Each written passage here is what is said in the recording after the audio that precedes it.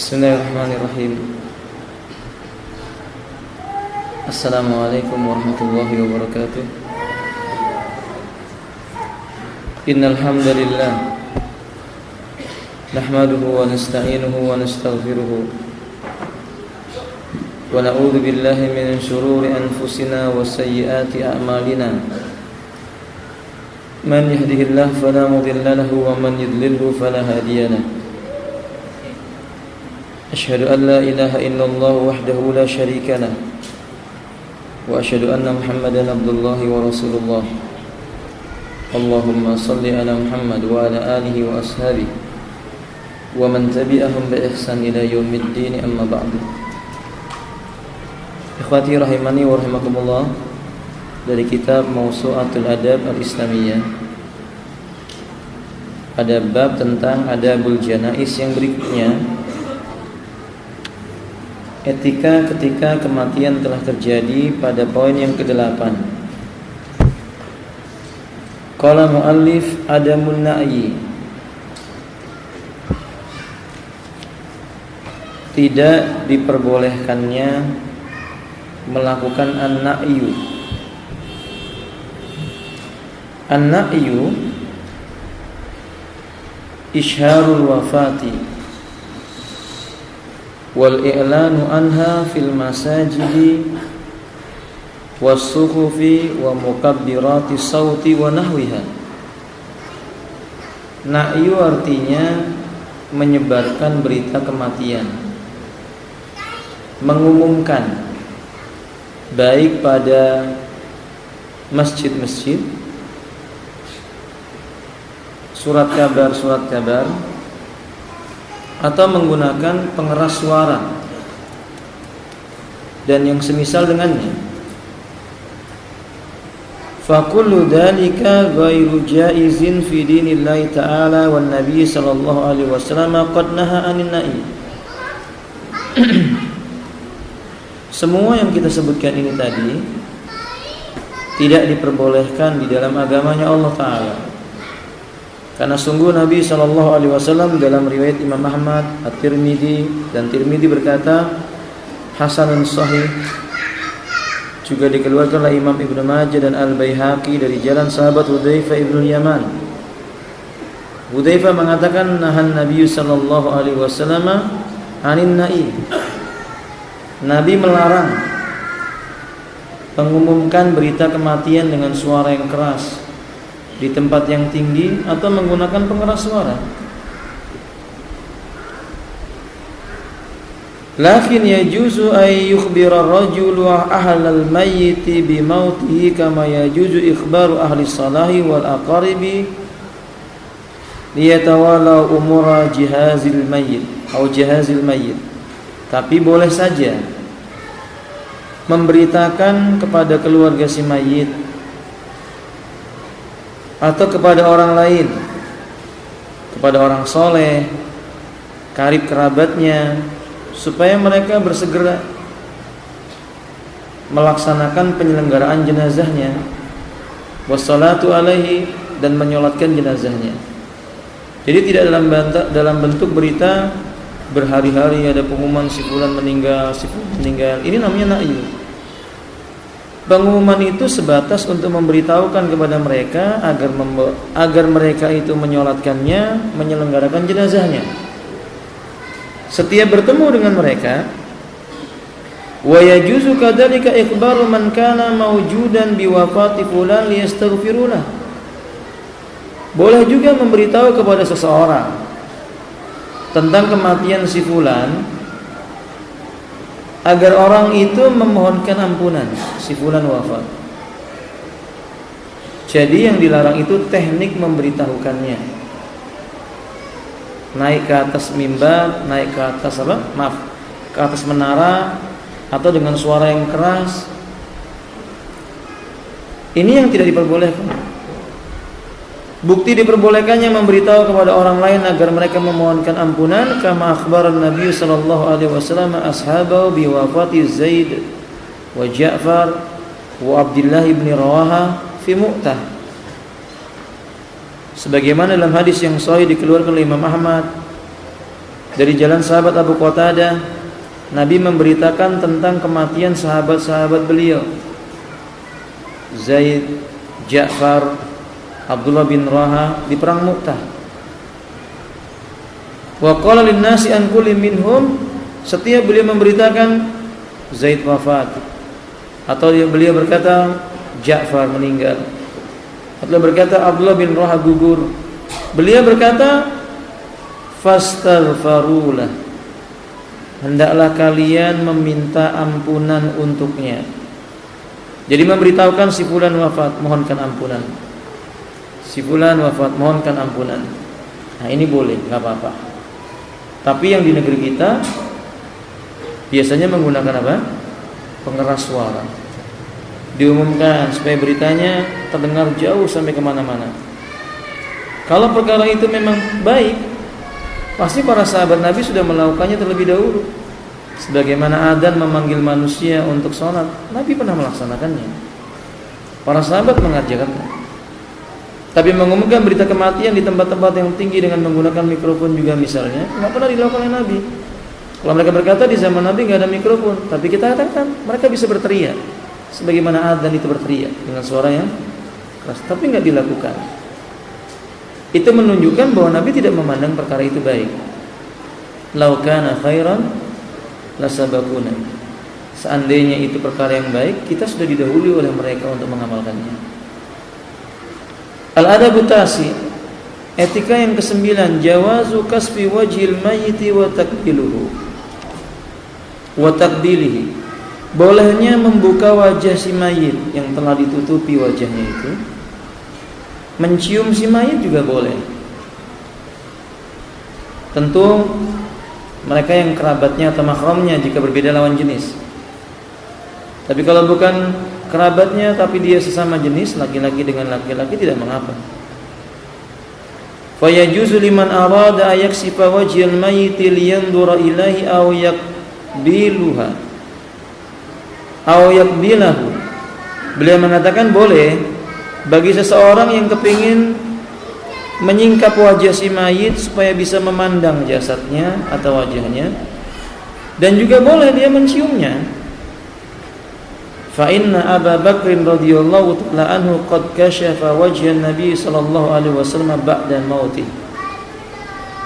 Sungguh Abu Bakar Siddiq radhiyallahu ta'ala anhu, ketika Rasulullah sallallahu alaihi wasallam meninggal dunia dan tubuhnya ditutupi seluruhnya dengan sebuah kain hibarah, Abu Bakar menyingkap wajahnya, bahkan beliau menciumnya.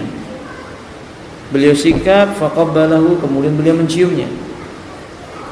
Lalu Abu Bakar berkata, bi abi anta wa ummi, demi ayahku engkau dan ibuku, sesungguhnya jasadmu wahai Rasulullah tibta hayyan wa mayyitan, dalam kondisi hidup maupun meninggal dunia baik, tidak mengandung kejelekan, dan jasad Nabi tidak membusuk.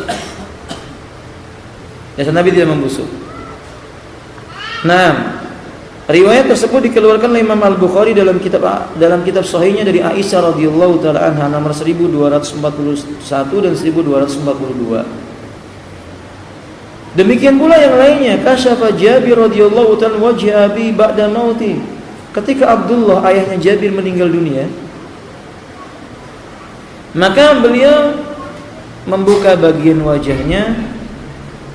Kemudian beliau tidak dilarang oleh Nabi, walam yanhaun Nabi sallallahu alaihi wasallam, Nabi tidak melarangnya. Berarti ini takrirnya Nabi, sikap setujunya Nabi, sebagaimana terdapat dalam riwayat Imam Bukhari dan Muslim dari sahabat Jabir bin Abdullah radhiyallahu taala.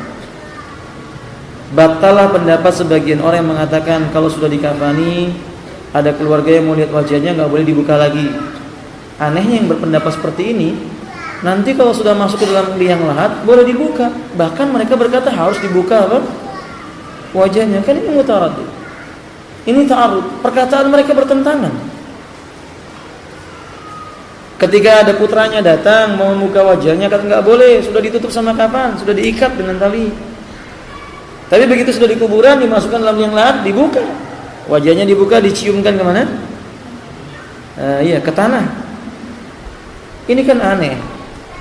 bertentangan dengan ucapan yang pertama. Kenapa untuk yang ini boleh, yang itu nggak boleh? Bahkan meyakini harus pula dibuka kalau sudah masuk apa? Lah, dan diciumkan ke tanah. Apakah itu datang dari Nabi? Lah, tidak. Maka yang benar nggak apa-apa, dibuka nggak apa-apa oleh keluarganya, nanti ditutup lagi, nggak masalah.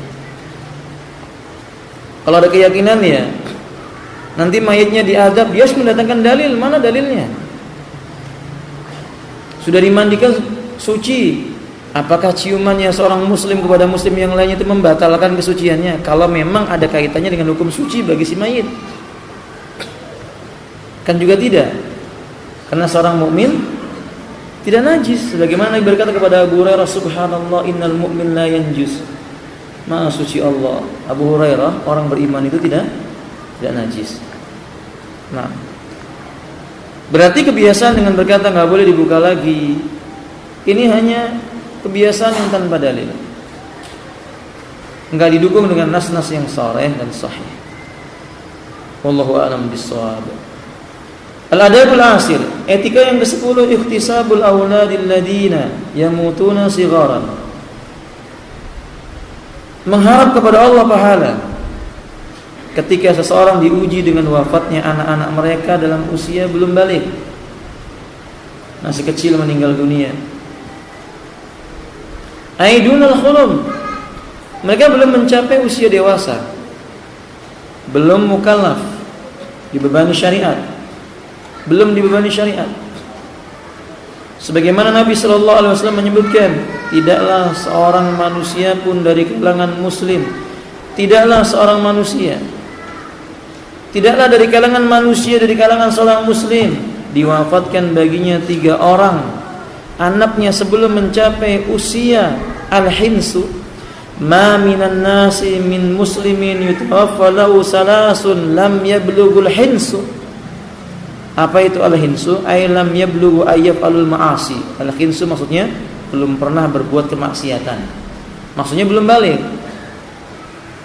Jadi seseorang yang punya anak, tidaklah diwafatkan anak seseorang muslim jumlahnya 3 orang dan mereka belum mencapai usia balik, illa adkhalahullahu al-jannata bi fadli rahmati iyyahum, melainkan dengan sebab itu Allah akan memasukkan dirinya ke dalam surga dengan kelebihan dari rahmatnya Allah kepadanya. Jadi makna hadis ya alhamdulillah, ketika anak itu belum mencapai usia balik, belum mencapai usia dewasa, lalu mereka meninggal dunia, orang tuanya sabar, nanti anak ini bisa menjadi hujah untuk membela orang tuanya bisa masuk ke dalam surganya Allah tabaraka wa taala. Hadis ini dikeluarkan oleh Imam Bukhari dari jalan sahabat Anas bin Malik. Dan ini dalil yang sangat gamblang. Sebagian sisi ini musibah, tapi di sisi yang lainnya itu memberi keutamaan bagi seseorang. Dan inilah Islam. Tidaklah satu musibah pun yang Allah timpakan kepada seorang hamba pasti ada hikmahnya. Setidak-tidaknya hikmahnya menghapuskan apa? Dosa-dosa. Jika ia sabar menjadi sebab masuk surga. Wa qala sallallahu alaihi wasallam aidan ayyuma imra'atin mata laha salasatun minal waladi kanu laha hijaban minan nar. Wanita manapun yang meninggal dunia 3 orang anaknya, maka anak-anaknya itu tadi kelak di yaumil qiyamah bisa menjadi sebab penghalang dari api neraka untuknya. Terhalangi dia dari api neraka, maksudnya ikhwafillah rahimakumullah, enggak akan masuk neraka. Qalat imra'atun, seorang wanita berkata, wasnan, gimana kalau 2? Qala wasnan, 2 juga, kalau dia bersabar. Kenapa begitu? Lisidti ta'alluqil walidaini bi auladihima, karena beratnya beban yang diterima oleh orang tua di saat ditinggal wafat anaknya. Ikhwan, ini camkan, wanita ditinggal wafat oleh anaknya itu jauh terasa berat dibandingkan ditinggal oleh siapa? Suaminya. Oke? Dibandingkan ditinggal wafat oleh suaminya atau ditinggal pergi oleh suaminya. Tapi dari sini ada hikmah juga. Hanya bedanya kalau suaminya yang wafat, masa berkabungnya sampai Berapa kali, Ikhwan? Berapa hari, Ikhwan? 4 bulan 10 hari. Tapi kalau ditinggal wafat oleh anaknya enggak boleh lebih daripada 3 hari. Paham? Tapi secara batin ya orang tua itu sangat mencintai anak-anaknya.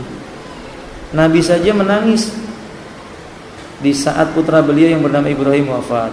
Cucu beliau juga wafat. Beliau menangis.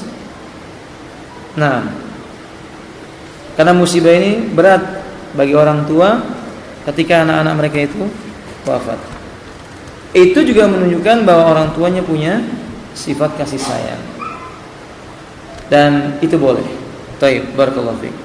Kita masuk al-qismus salis, bagian ketiga dari etika jenazah, adabul ghusli. Etika memandikan jenazah. Memandikan jenazah hukumnya fardu kifayah. Fa idza matal mayyitu wajaba ala ta'ifatin minan nasi ayyubadaru ila ghuslihi. Ammal mubadaratu faqad sabaqa daliluha fil fasli salis.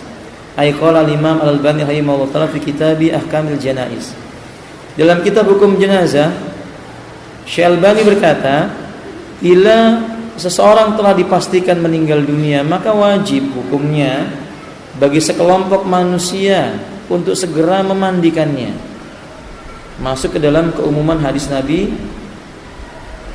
asri'u bil janaiz, asri'u bil janazati, segerakanlah penyelenggaraan jenazah. Adapun tentang kewajiban mandinya banyak dalilnya. Nabi pernah berkata kepada para sahabiah di saat putri beliau Zainab bintu Rasulullah sallallahu alaihi wasallam, Zainab radhiyallahu ta'ala meninggal dunia, Nabi berkata kepada para wanita sahabiah, irsilnaha salasan aw khamsan aw sab'an aw aksara min dzalik ila akhiril hadis. Mandikanlah jenazahnya dengan 3 kali siraman, 5 kali, 7 kali, atau lebih daripada itu. Kalimat irsilnaha, mandikan dia, ini kalimat perintah. Dan kita paham kalimat perintah itu pada asalnya memberikan makna wajib. Jadi memandikan jenazah itu wajib. Kecuali beberapa jenazah yang diberikan pengecualian oleh syariat, yang mereka tidak perlu dimandikan, seperti jenazahnya para orang yang mati di medan, kaum muslimin yang mati di medan perang. Mereka dimakamkan dalam keadaan darah tetap mengalir, pakaian tetap dikenakan, dikafani dengan kain yang dikafani pula, dan dalam keadaan tetap memakai pakaiannya. Itu mereka yang meninggal di medan jihad fisabilillah. Mereka tidak dimandikan. Adapun yang lainnya, hukum asalnya wajib. Nah, dalam memandikan jenazah ada hal penting yang perlu diketahui. Satu, saya nukilkan dari kitab Ahkamul Janaiz, tidak terdapat di dalam buku Anda.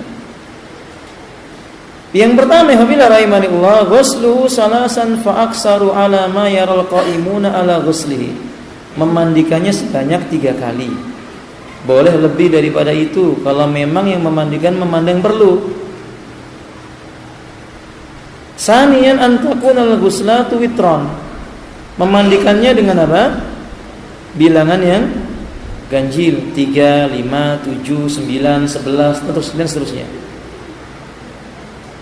Salisan ketiga, ayukrana ma'aba'diha sidrun. Sebagian air yang digunakan untuk memandikan jenazah dicampur dengan daun sidrin. Kita menyebutnya daun bidara. Kalau enggak ada, ma yakumu maqamau fit tandib. Benda-benda yang bisa menduduki kedudukan seperti daun sidrin dalam masalah membersihkan, ya boleh pakai sabun, tidak dilarang. Atau hal yang semisalnya. Ya. Rabi'an, yang keempat, ayukhlata ma'a akhiri ghusli minha syai'un minat tib wal kafuru aula. Air yang digunakan menyiram pada bagian paling akhir, siraman terakhir maksudnya, air yang dicampur dengan minyak wangi, dengan kafur lebih utama. Lebih baik menggunakan kafur. Ya kalau enggak ada pakai minyak wangi. Kafur di sini maksudnya apa, Ikhwan? Kita kafur apa itu? Kapur yang baunya wangi itu kita menyebutnya kapur barus itu. Khamisan naqdud dhafair wa ghusluha jayyidan. Naqdud dhafair wa ghusluha jayyidan ya. Ikhwafillah rahimani wa mandikannya dengan cara yang baik. Dari anggota badan yang telah ditentukan. Sadisan tasrikus sa'rih. Rambutnya dilepas kalau dia wanita, setelah itu nanti diikat kembali. Setelah selesai mandi dijadikan berapa kepang? 3 kepang, 3 ikatan. Tengah diambil, kemudian kanan diambil, kiri juga diambil. Ini menunjukkan faedah. Sebaiknya para wanita, nasihat saya kepada Anda semua, panjangkan rambut Anda. Karena nggak mungkin bisa dikepang kalau rambutnya apa? Cepak gitu kan. Nanti wanita rambutnya cepak. Atau mungkin karena suaminya suka istrinya rambutnya cepak. Ya kalau ada laki-laki suka perempuan rambutnya cepak, diruqyah. Aneh, masa laki-laki senang dengan perempuan rambut cepak. Ya fitrahnya manusia ya, laki-laki itu suka kalau rambutnya wanita itu menampakkan kewanitaannya. Jadi nasihat saya kepada saudari-saudariku kaum muslimah, panjangkan rambut Anda. Ya, tentu kalau tidak ada mudarat ya, kalau tidak ada mudarat. Kita lanjutkan. Sabian ja'ala salasa dhafairil mar'ah, sudah ini ya. Dibuat apa? 3 kepang. Dibuat 3 kepang. Saminan al-bad'u bima yaminihi wa mawadi'il wudu' minhu. Mulailah memandikan jenazah itu pada anggota-anggota yang kanan, termasuk mewudukkannya terlebih dahulu. Dicuci telapak tangan yang kanan, yang kiri. Diwudukkan seperti kita melihat orang berwuduk. Untuk bagian mulut bukan dibuka, disiram air. Paham? Bukan wah ini harus dikumur-kumur, buka mulutnya dimasukin air ya, keliru, bukan begitu. Maksudnya mengambil kain yang dibungkuskan di telapak tangan kita, dibasahi kain itu, dibuka mulutnya, dibersihkan dengan kain yang basah itu. Wallahu a'lam bishawab. Tasi'ana yatawalla ghusla dzakari rijalu wal unsa nisa'u illa mastusniya kama ya'ti bayanuhu insyaallah. Hendaklah yang memandikan jenazah laki-laki itu lelaki, wanita juga wanita, kecuali yang diberikan pengecualian oleh syariat. Seperti Aisyah radhiyallahu taala anha, di saat beliau mengeluh kepalanya sakit, lalu Nabi mengatakan secara makna, kalau seandainya engkau mendahuluiku dalam wafat, kalau lain, kalau seandainya engkau meninggal dunia, aku yang akan mengurus jenazahmu, memandikan dan menyolatkanmu. Kalimat memandikanmu ini menunjukkan bolehnya laki-laki memandikan wanita kalau dia istrinya. Bagaimana anak wanitanya? Enggak. Tidak, apalagi anak wanitanya itu telah dewasa. Bukankah tadi Nabi SAW menjumpai putrinya yang bernama Zainab meninggal dunia? Siapa yang memandikannya? Siapa yang memandikannya? Sahabi, bukan Nabi. Para sahabi ya. Yang dikecualikan di sini istri. Ada beberapa sebab bolehnya seorang lelaki memandang aurat istrinya. Dan itu lebih mendatangkan kemudahan dalam memandikan dan lebih bersih. Wanita atau laki-laki salah satunya meninggal dunia, pasangan hidupnya yang memandikannya tanpa ada orang lain, itu lebih bersih insyaallah. Karena dia boleh melihat apa yang tidak boleh dilihat oleh orang lain. Berarti di sini kekeliruannya ketika kita menjumpai sebagian orang lelaki memandikan jenazah perempuan atau sebaliknya, padahal mereka bukan mahram baginya. Sedangkan mahram saja tidak boleh mereka itu memandikannya kalau bukan siapa? Suami atau istrinya. 6 kedalik. Ini penting diketahui. Wallahu a'lam bishawab. Asiran 10 ya. 10 benar? 9 kan tadi sudah. Yang memandikannya laki-laki adalah laki, perempuan adalah perempuan. 10.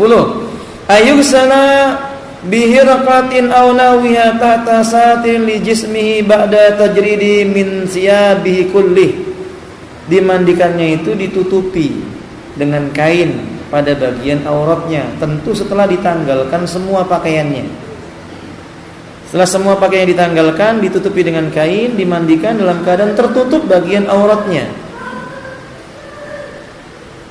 dengan kain atau dengan semisalnya. Ya nggak boleh terbuka, telanjang, sehingga orang yang memandikan bisa melihat kehormatannya atau kemaluannya, nggak boleh. Walaupun dia sudah meninggal dunia, Nabi kita mengatakan la yanzuru rajul ila auratir rajul. Janganlah seorang lelaki memandang kepada auratnya lelaki. Itu berarti nggak boleh. Wallahu a'lam bishawab. Demikian pula perempuan, nggak boleh melihat auratnya perempuan. Sesama wanita nggak boleh memandang aurat besarnya wanita, tidak boleh. Haram. Itu dalam kondisi matinya. Apalagi dalam kondisi hidupnya. Kecuali tadi apa? Suami. Camkan ini baik-baik. Apalagi dalam kondisi hidupnya tidak boleh. Kalau tidak ada alasan yang syar'i. Alasan syar'i misalnya pengobatan, operasi dan semisalnya. Tidak ada jalan lain kecuali harus dilakukan yang demikian itu. Ini bab yang darurat. Adapun selain daripada itu nggak boleh. Ya aneh. Kalau ada laki-laki menyimpang sedikit dari pembahasan yang mengatakan boleh nonton film porno, kata mereka. Yang penting untuk kebahagiaan suami istri, nggak boleh. Dari mana mereka membolehkan? Alasan apa yang mereka ingin bolehkan? Jelas pelaku perbuatannya pasti orang-orang yang tidak punya akhlak. Bisa jadi perbuatan zina. Lalu melihat dan menikmati orang yang berbuat zina, apakah boleh dalam syariat? Ya tidak boleh. Haram. Man ra'a minkum munkaran falyughayyirhu bi yadihi, fa illam yastati' fa bi lisani, wa illam yastati' fa bi qalbi, wa dzalika adhaful iman. Mana amar ma'ruf nahi munkarnya? Apa dia tidak tahu mata akan ditanya oleh Allah di yaumil qiyamah? Inna sam'a wal basara wal fuada kullu ulaika kana anhu mas'ul. Jadi enggak ada alasan ikhwan fillah, enggak boleh. Kok kehormatannya yang dilihat? Kalau melihat rambutnya wanita bukan mahramnya saja haram hukumnya? Iya atau tidak ya Pak? Iya atau tidak? Nah begitu yang semangat gitu ini.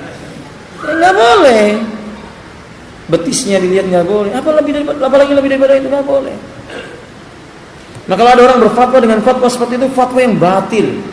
Kalau ada fatwa yang mengatakan boleh, yang penting untuk kebahagiaan umat, batil ini, batil, haram. Pelakunya pantas diberi hukuman. Ini perkara yang menjijikkan, merusak akhlak. Wallahu ta'ala alam bishawab. Nah, kemudian yang berikutnya yaitu 11, yang ke-11. Wa yustasna mimma dzukira fi rabi'an al-mukhrim. Dikecualikan pada poin yang keempat tadi itu. Apa yang keempat? Apa yang keempat Alhamdulillah? Airnya diberi minyak wangi atau kafur. Dikecualikan orang yang dalam kondisi ihram. Muhrim di sini maksudnya adalah orang yang sedang ihram. Dia nggak boleh dimandikan dengan air yang dicampur minyak wangi. Sebagaimana orang ihram itu tidak boleh pakai minyak wangi. Kebolehan orang yang ihram itu memakai minyak wangi sebelum ihram. Setelah dia mandi, dia melumuri tubuhnya pakai minyak wangi. Kemudian dia lalu dia mengucapkan lafaz ihram, labbaik Allahumma umratan misalnya. Boleh. Walaupun bau wanginya menempel pada baju ihramnya, kain ihramnya, enggak apa-apa. Tapi kalau setelah ihram mengucapkan lafaz ihram dia memakai minyak wangi, enggak boleh. Meninggal dunianya ketika dalam kondisi ihram enggak boleh pula dimandikan dalam keadaan diberi minyak wangi. Dulu di zaman Nabi ada seorang lelaki yang ikut berhaji, ketika berada di padang Arafah jatuh dari tunggangannya, patah pahanya, meninggal dunia. Maka Nabi berkata ketika para sahabat memandikannya, la tuhannituhu wa fi riwayah wa la tutayyibuhu. Jangan kasih minyak wangi jasadnya itu. Jangan beri wangi-wangian. Fa innahu yub'atsu yaumal qiyamah mulabbiyan. Karena sesungguhnya nanti dia akan dibangkitkan di hari kiamat dalam keadaan mengucapkan labbaik Allahumma labbaik, labbaik la syarika laka labbaik, innal hamda wan ni'mata laka wal mulk la syarika lak, bertalbiyah. Hadis ini dikeluarkan oleh Al-Imam Al-Bukhari dan juga Muslim. 12. Tsani asyar.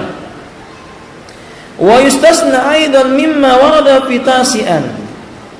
Dan juga dikecualikan apa yang disebutkan pada poin yang ke-9 tadi. Apa yang ke-9?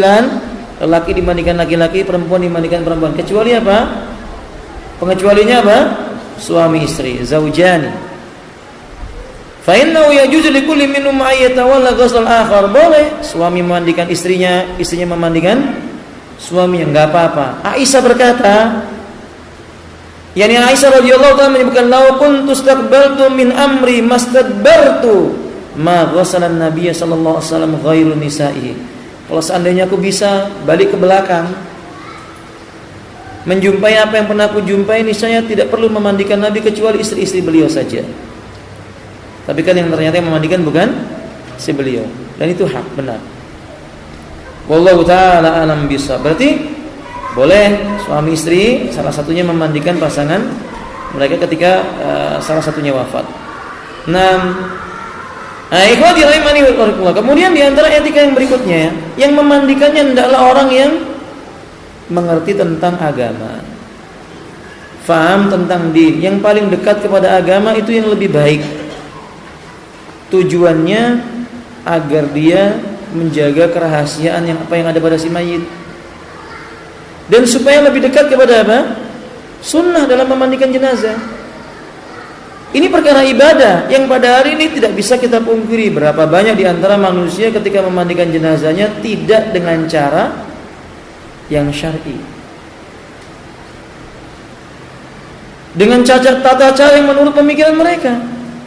Ada yang berkata jangan memandikan sebelum matahari telah meninggi sekali. Padahal kan memandikan jenazah malam hari juga boleh. Boleh nggak, kawan? Ya boleh. Apa dalilnya? Apa dalilnya? Memandikan jenazah boleh malam hari. Dalam hadis Muslim ada seorang bekas budak wanita yang suka menyapu masjidnya Nabi. Ketika dia wafat di malam hari, dimakamkan juga di malam itu. Paginya Nabi mencari wanita itu, dan Nabi marah karena para sahabat tidak memberitahukan kepada Nabi tentang penyelenggaraan jenazahnya. Berarti dalam hadis itu dijelaskan jenazah wanita itu dimakamkan di malam, nggak mungkin dimandikannya sore harinya atau pagi harinya. Wafatnya di malam hari, dimandikan juga malam itu. Berarti nggak apa-apa memandikan jenazah di malam hari. Faham dong? Adapun anggapan orang nanti kasihan jenazahnya kedinginan, wah ini pemikiran yang tidak berdasarkan dalil. Naam. Wallahu a'lam bishawab. Baik, ikhwati rahimani ini perlu diperhatikan bahwa banyak di antara manusia memandikan jenazah dengan cara yang tidak sesuai dengan syariat. Ada pula di antara mereka yang mengatakan yang memandikan harus yang tidak haid. Kalau wanita haid tidak boleh. Ini juga enggak ada dalilnya. Mana dalil yang menyebutkan larangan wanita haid itu memandikan jenazah? Kalau mereka mengatakan wanita haid tidak dalam kondisi suci, tapi jasad mereka tidak najis, masa hidupnya saja boleh duduk berdua. Bahkan laki-laki mencumbu istrinya dalam kondisi haid boleh. Yang nggak boleh apa? Mengumpuli pada kehormatannya ketika dia itu haid. Justru melarang seseorang wanita haid dekat kepada suaminya, misalnya daripada itu perbuatan gulu seperti Yahudi. Nabi menceritakan tentang perbuatan orang Yahudi. Kalau wanita-wanita mereka itu haid, suaminya nggak mau dekat, tidurnya terpisah. Istri di kamar yang A, suami di kamar yang B. Kalau nyuguhkan makanan lewat apa? Balik hijab. Maksudnya nggak mau ketemu langsung dengan istrinya itu. Ini kan hulu melampaui batas. Dan tadi bahwasanya Nabi Aisyah mengatakan bahwa tentang hadis yang menyebutkan kalau boleh bisa kembali lagi, tentu istri Nabi yang memandikan Nabi dan tidak perlu orang lain. Di situ nggak dijelaskan istri yang suci, maksudnya yang sedang haid atau tidak haid, umum pokoknya istri Nabi. Jadi nggak ada larangan wanita haid memandikan apa? Jenazah, tidak ada larangan. Contoh yang lainnya di antara kekeliruan kaum muslimin, ketika mau memandikan jenazah mereka pakai zikir-zikir yang dibuat-buat. Macam-macam, harus orang khusus yang bisa baca begini, baca begitu, masya Allah. Ini mengada-ngada ini alhamdulillah. Memandikan jenazah itu tidak sulit. Enggak ada bacaan tertentu, enggak ada niat-niat tertentu, enggak ada zikir ini, zikir itu, enggak ada. Kalau ada satu buku tebal segini cara memandikan jenazah, doa semua isinya, enggak sampai memandikan sudah sore. Dibaca bukunya habis, nggak sempat memandikan. Bila bisa-bisa yang membaca langsung mati juga. Mandikan sekalian. Kita katakan dalam masa ini nggak ada contohnya, ini perbuatan bid'ah. Tahu bid'ah ya kawan? Apa bid'ah? Amalan yang tidak pernah dicontohkan oleh Rasulullah SAW. Haram hukumnya. Kullu bid'atin dhalalah wa kullu dhalalatin finnar. Jadi apa yang dibaca Ustaz? Sebagian ulama berkata bismillah. Sebagaimana orang yang mau wudu membaca apa? Cukup. Enggak ada yang lain-lainnya, enggak ada. Bagaimana Ustaz tentang doa Allahumma ighfir lahu warhamhu wa'fi wa'fu anhu nanti ketika mau salat jenazah atau ketika Anda bertemu dengan jenazah itu lalu Anda mengatakan Allahumma ighfir lahu. Seperti Nabi mengucapkan doa untuk Abu Salam, Allahumma ighfir li Abi Salamah warfa' darajatahu fil mahdiin.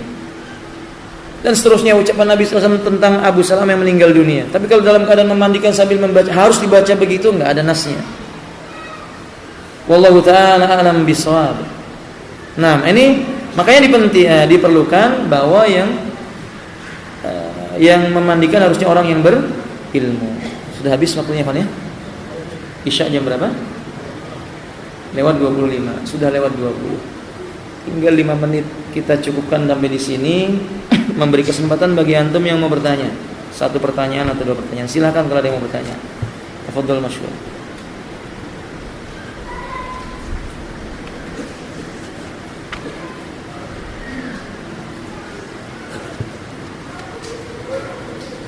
Baik, kalau tidak ada, kita cukupkan sampai di sini.